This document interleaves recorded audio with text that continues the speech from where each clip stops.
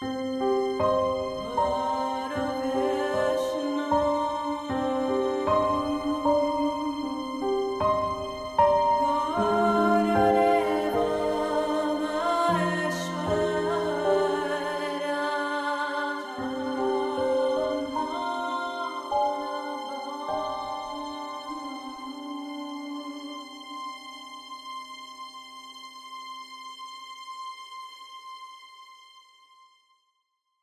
tu ne le sais pas encore, sur Facebook et Instagram, j'ai un jeu concours pour gagner tes semences.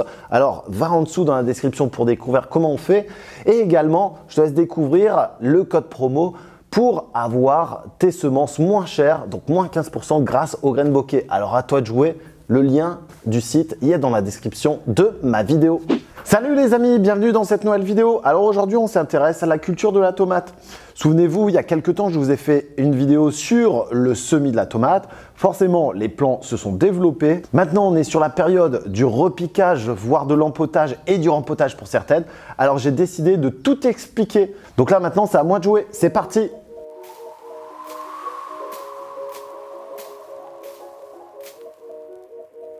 Alors bienvenue dans cette nouvelle vidéo. Donc comme je te le disais, on va parler de la tomate. Les tomates qu'on a semées il y a quasiment un mois et demi, notamment avec les variétés cerises et les grosses tomates. Les grosses tomates principalement, c'est ceux qui sont bien développés là devant, qu'on va pouvoir bientôt passer en pot de 10,5 voire de 13 pour certains. Et ensuite, on va en avoir d'autres comme celle-ci qui ont été fraîchement repiquées et empotées pour la première fois. Je tiens à t'informer qu'il y a un jeu concours sur mes réseaux sociaux, sur Instagram et sur Facebook. Tu vas pouvoir gagner tes paquets de semences, à la fois de tomates, mais aussi sur tous les légumes du jardin. Tu tapes The Prof d'Ortie sur Facebook, sur Instagram et tu vas pouvoir commencer à faire ce concours. C'est valable jusque la semaine prochaine. En même temps, je te donne là en dessous le code promo que tu dois taper, c'est les graines bokeh pour avoir ta promotion de 15%. Alors à toi de jouer avant de commencer tes semis.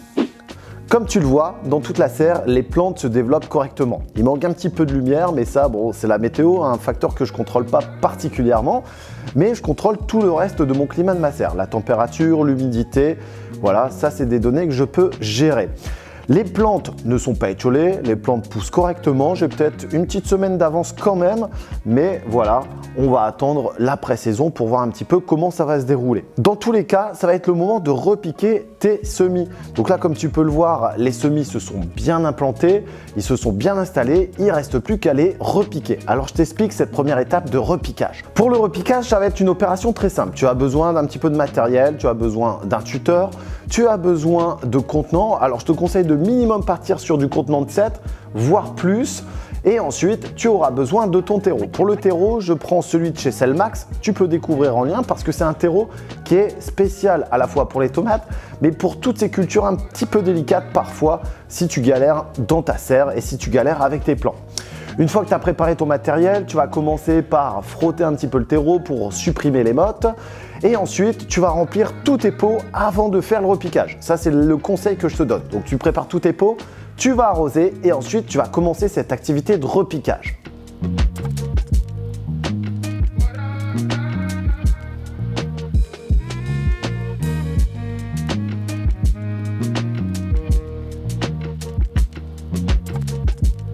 Une fois que tout est prêt, ton terreau, tu l'as démoté. Ensuite, tu l'as mis dans tes contenants, tu as arrosé, tu vas pouvoir commencer à prélever avec ton tuteur les petites plantules.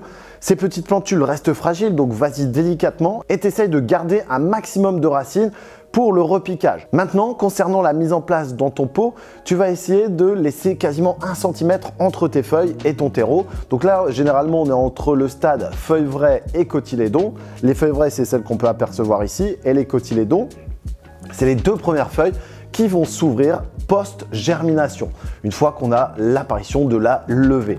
Donc tu vas effectuer cette opération-là, tu vas bien borner pour faire le contact avec tes racines, avec le terreau qui est humide, et ensuite tu vas pouvoir le placer dans ta planche de culture, dans ta serre. Alors pas en extérieur parce que les températures ne sont pas encore favorables, mais tu vas les mettre dans un endroit protégé à la lumière parce que ça c'est obligatoire, avec des températures supérieures à 15 degrés idéalement. Et ensuite, si tu es dans une serre non chauffée, tu les protèges pendant la nuit. Un simple voile d'hivernage peut faire l'affaire, alors attention aux grosses gelées, mais voilà, c'est les opérations effectuées pour un repiquage. Maintenant, place à l'empotage.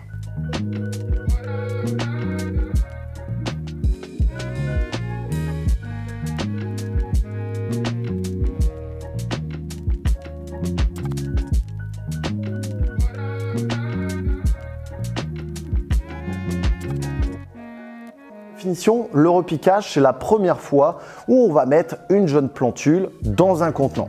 Donc on va passer de la plaque de semis à un godet de 7, un godet de 5, un godet de 8, enfin ça dépendra. Donc je te conseille pour la tomate de partir du repiquage à un godet de 7 et du godet de 7 au premier empotage avec un pot minimum de 10,5 voire 13 en fonction de la zone. Si tu es au nord de Loire, pars sur un pot de 13, comme ça tu peux le garder un peu plus longtemps à la maison et ensuite le planter dans la serre. Si tu es en dessous de ça, tu peux partir sur du 10,5, ça fera largement l'affaire. Concernant l'empotage, tu vas avoir besoin de tes contenants, 10,5, 11, 12, 13, ça c'est toi qui vois. Ensuite, de ton terreau, donc là pareil, je prends un substrat drainant de chez Selmax avec de la perlite qui me permet à la fois de garder cette eau et de la rendre disponible pour le végétal. Ça c'est primordial parce que c'est des plantes à fort besoin en eau. Les températures vont arriver de plus en plus chaudes.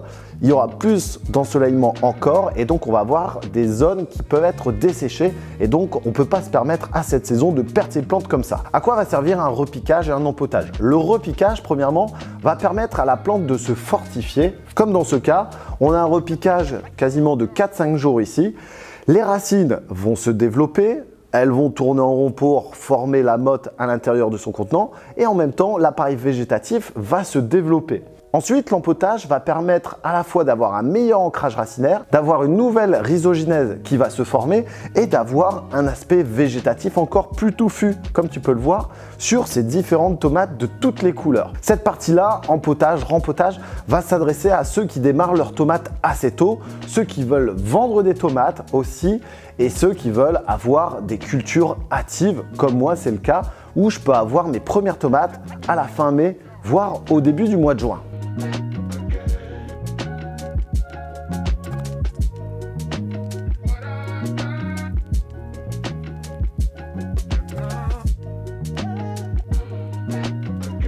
Donc le fait de faire cet empotage va me permettre également de créer direct dans ma serre les premières inductions florales qui donneront les premières tomates. Donc ça te fait gagner quasiment un mois et demi pour avoir les premières tomates, comme je te le disais tout à l'heure, sous serre à partir de la fin mai, à partir de début juin. Ce qui te permet d'avoir forcément une récolte prolongée et d'avoir des cultures hâtives, comme je te le disais tout à l'heure. Si tu passes sur un gros pot, je te conseille également de mettre des baguettes de tutorage pour fixer ton plant, pour avoir un tronc bien droit. Ensuite, tu vas pouvoir les ligaturer au fur et à mesure pour faire la montée et tu pourras également égourmander pour favoriser l'axe central, pour favoriser les flux de sève et avoir moins de départ sur les côtés. Donc ça, c'est valable pour le début de culture. Ensuite, une fois que tu feras ta plantation en serre, tu vas faire une plantation très profonde pour enterrer un max de racines. En même temps, enterrer une bonne partie du collet pour favoriser justement les excroissances racinaires. Et enfin, tu continueras ton tutorage et tu pourras effectuer tes récoltes. Concernant les gourmandages, donc c'est la suppression des gourmands, tu peux à la fois les supprimer ou ne pas les supprimer. Ça dépend du type de culture. Pour la grosse tomate, j'ai pour principe dégourmander pour avoir un calibre bien uniforme et aussi pour avoir une structure dans ma serre qui soit plus facile à travailler. C'est beaucoup plus pratique pour les récoltes, beaucoup plus facile pour éviter les maladies et aussi la propagation parfois de parasites. Concernant les tomates cerises de type indigo, jaune, poire, rouge, je vais plutôt laisser les gourmands en place, comme ça, ça donnera des plants un peu plus touffus, même bien touffus, un peu plus spontanés et qui me permettra d'avoir une récolte bien plus conséquente. Toutes ces données, toutes ces informations, tous ces tips, tu vas pouvoir les découvrir sur Facebook, sur Instagram en tapant The Prof d'Ortie. Je te mets tous les jours une photo. Comme ça, tu peux voir qu'est-ce que tu peux faire au jardin, qu'est-ce que tu ne dois pas faire, ou alors les plantations, enfin bref, tout et rien que tu retrouveras sur tous mes réseaux sociaux. Alors ça, c'est à toi de jouer, à toi de t'abonner. Tu peux faire la même chose avec cette vidéo, tu peux faire un petit pouce bleu, tu peux la partager, la liker, la promouvoir un peu partout sur tes réseaux. Et puis je te dis à la semaine prochaine pour une nouvelle vidéo.